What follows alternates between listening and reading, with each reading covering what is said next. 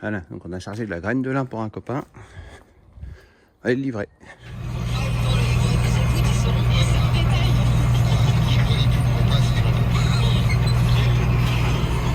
Pas que je te gêne non plus. Hein.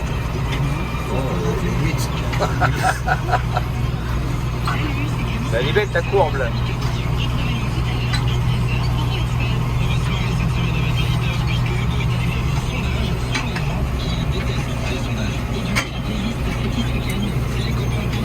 Arrête. On voit de la trompe.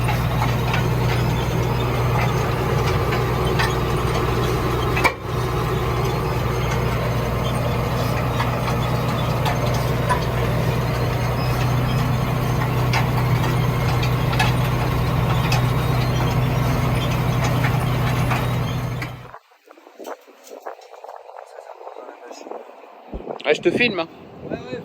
Ouais. Je cherchais une vedette. J'en ai trouvé une.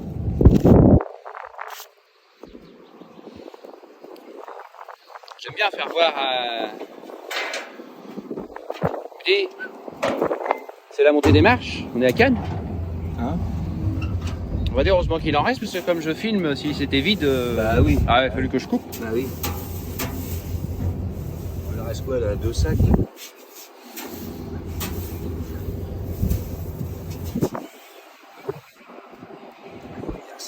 C'est comme ça. Et en 2,60.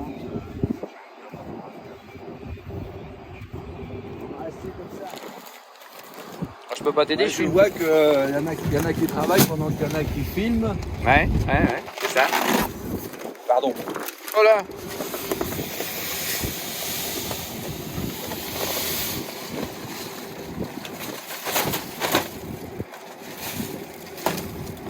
Dernière journée de lin.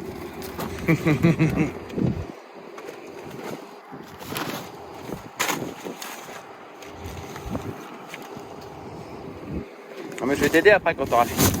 Quand j'aurai fini, tu m'aideras. Non, ça me dérange pas.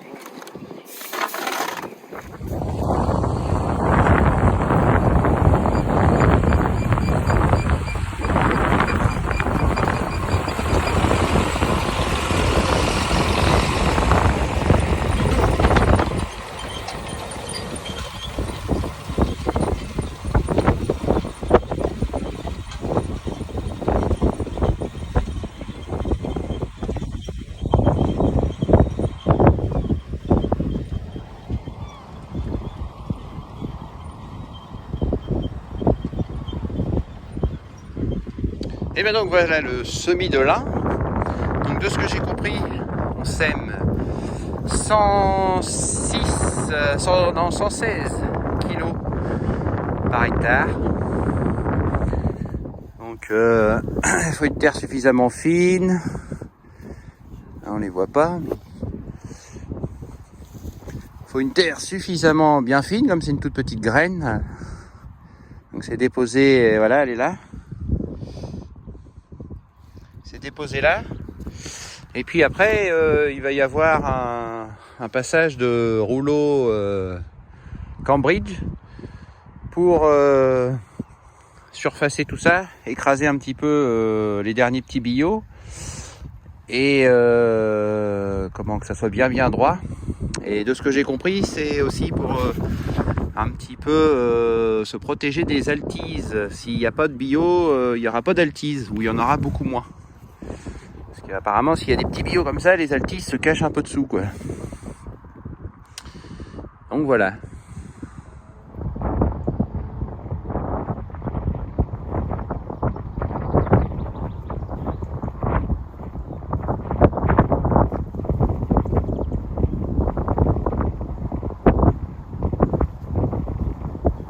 Donc apparemment, on a du lin qui s'appelle Areta. C'est des sacs de 50 kg et on a un PMG de 6,3 grammes, c'est-à-dire que 1000 grammes pèse 6,3 grammes. C'est pour vous dire que c'est de la toute petite graine.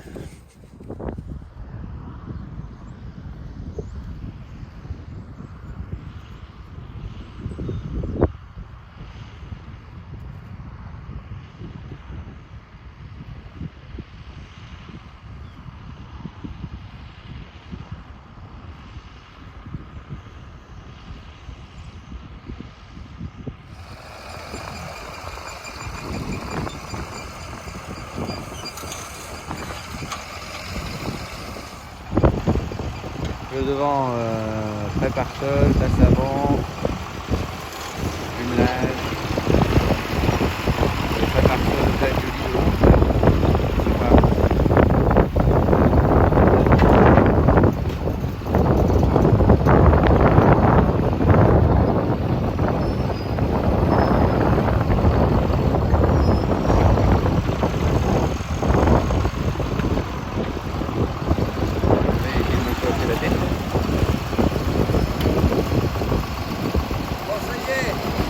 Bonjour monsieur, c'est France 3. Ça se passe bien? Oui, là j'ai fini les photos. Bien. Bon, après le lin, nous voilà dans les épinards.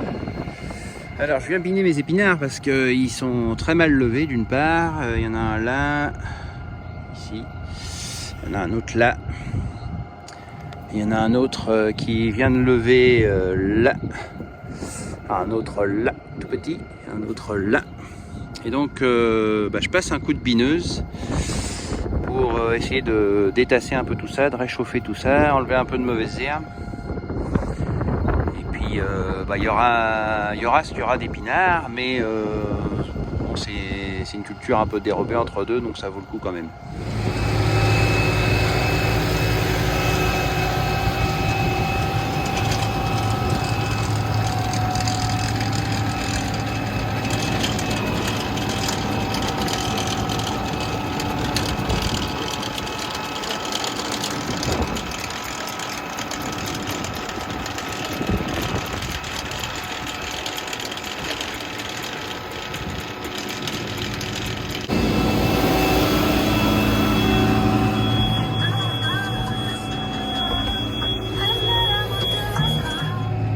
Alors voilà, en plein binage, donc là, pardon,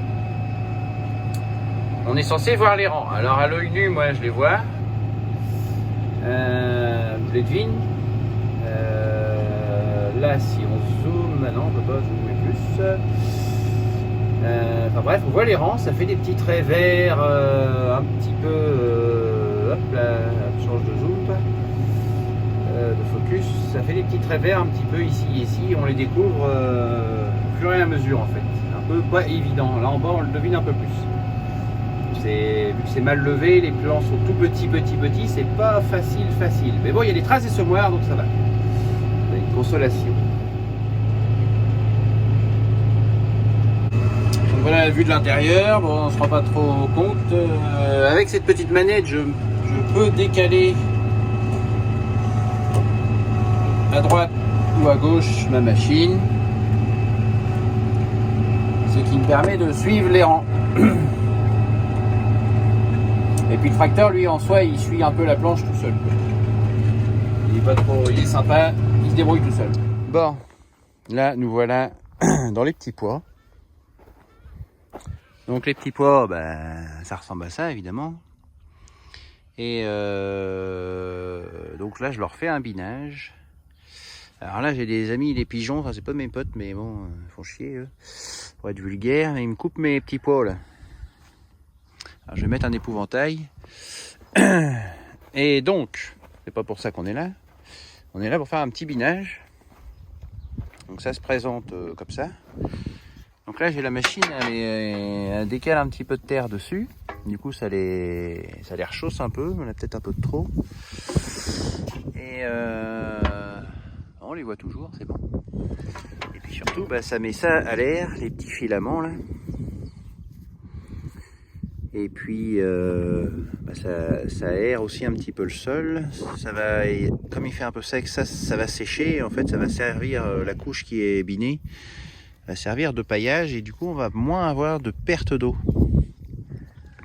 Ça peut paraître bizarre, mais c'est le principe du binage. Et donc l'intérêt aussi, c'est toutes ces petites mauvaises herbes là qu'on met dehors, qu'on arrache, qu'on retourne. Et ceux-là, elles ne vont pas nous embêter, moins nous embêter après. Et comme il fait 2 ou 3 jours de sec après, dans les jours qui vont suivre, ça va être appréciable. Bon, la suite des binages. Donc là, je bine des petits épinards. Là, ceux-là, ils sont super bien levés. La terre n'est pas du tout tassée, tout va bien. On les voit ici. Et donc on enlève comme d'habitude un petit peu de mauvaises herbes qui traînent à droite à gauche. Et là ça va, elles sont pas trop sales. Bon, il y a un petit peu de renouée là, je pense. C'est petit, c'est rouge, donc ça doit être des renouées. Il y a un petit peu de tout, mais c'est pas méchant. Et donc Laurent, on le voit très bien.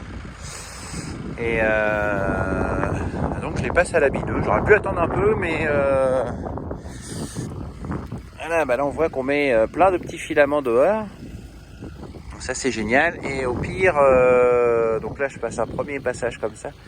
Et je pense que d'ici 2, 3, 4 jours, avant qu'il repleuve, je passerai un coup d'hercétrille.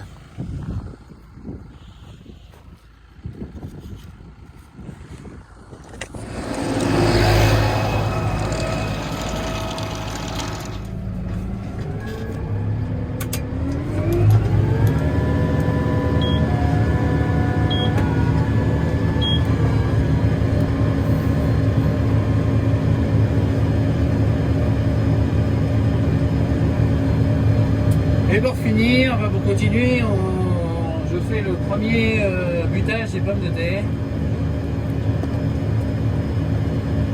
Enfin, le deuxième, en fait, après la machine. Pas le premier après la machine, mais en fait, ça fait un peu le deuxième, puisqu'il y avait déjà un pré-butage. Et il y a déjà quelques radicelles qui poussent, donc ça permet d'évacuer,